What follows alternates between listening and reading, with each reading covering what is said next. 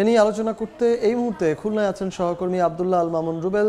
তার সঙ্গে যুক্ত হচ্ছেন খুলনা বিশ্ববিদ্যালয়ের নগর ও গ্রামীণ পরিকল্পনা ডিসিপ্লিনের অধ্যাপক আশিকুর রহমান। সরাসরি চলে যাচ্ছি রুবেলের কাছে। রুবেল, দর্শক, আমরা প্রতিবেদনটিতে দেখছিলাম যে খুলনা অঞ্চলে আশঙ্কাজনক হারে কমছে কৃষি জমি, যেটি কিন্তু আসলে ভবিষ্যতে এই অঞ্চলের খাদ্য নিরাপত্তার একটি শঙ্কা তৈরি করতে পারে।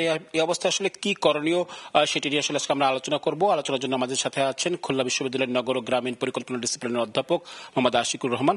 স্যার, আপনাকে শুরুতে স্বাগত জানাচ্ছি। আমি জানতে চাচ্ছি যে আমরা যেটি আসলে বলছিলাম যে খুলনা অঞ্চলে আশঙ্কাজনক হারে কৃষি জমি কমছে, আপনারা তো এই পরিকল্পনার সাথে সরাসরি সংশ্লিষ্ট, আপনারা আসলে এই শঙ্কার জায়গাটা কি দেখছেন, কিভাবে আসলে কমছে?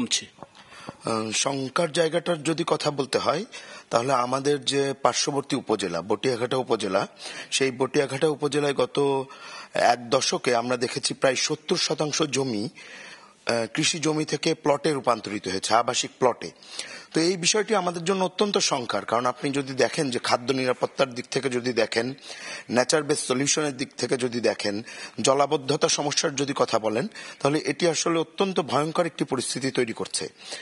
এর মূল কারণ যেটি হয়েছে তা হচ্ছে অপরিকল্পিত আবাসন এবং মানুষের ভূমিতে যে বিনিয়োগ, সেই বিনিয়োগের মাত্রা বেড়ে গিয়েছে বহুলাংশে।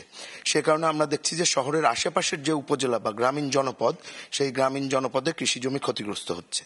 এক্ষেত্রে আসলে মানুষের সংখ্যাও যেহেতু বাড়ছে, এই আবাসনের প্রয়োজনীয়তাও বাড়ছে, তাহলে এটি আসলে মানুষ কিভাবে এটি সমাধান করতে পারে? আবাসনের যে সংকট, সেই সংকটের জন্য অনেক সমাধান রয়েছে।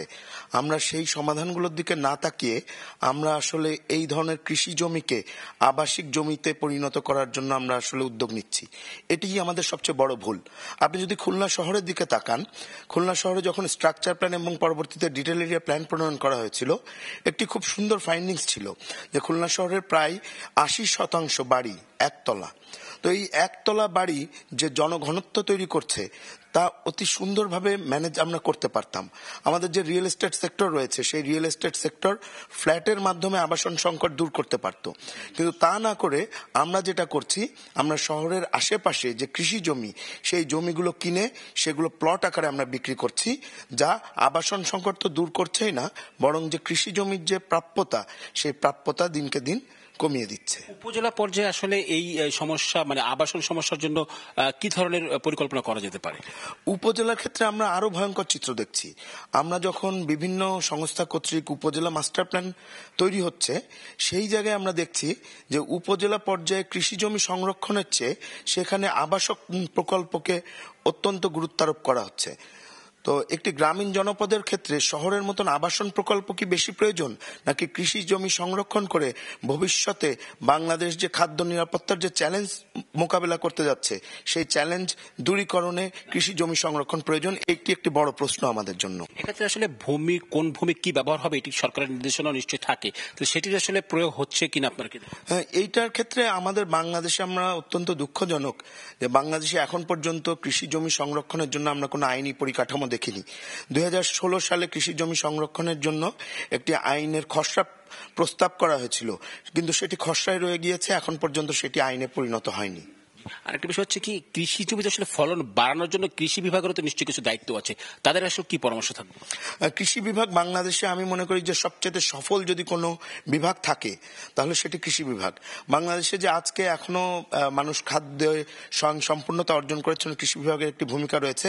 তারা নতুন নতুন জাত উদ্ভাবন করছেন, উচ্চ ফলনশীল জাত তারা উদ্ভাবন করছেন, এবং এই গবেষণাগুলো যদি আমরা আরেকটু বাড়াতে পারি এবং রাষ্ট্রীয় প্রণোদনা দিতে পারি, তার সাথে সামগ্রিকভাবে যদি আমরা গ্রামীণ জনপদের বিশেষ করে কৃষি জমির ব্যবস্থাপনার জন্য একটি আইন এবং অর্গানাইজেশনাল স্ট্রাকচার দাঁড় করাতে পারি, তাহলে বাংলাদেশে খাদ্য নিরাপত্তার ক্ষেত্রে আমরা কোনো ঝুঁকির সম্মুখীন হব না।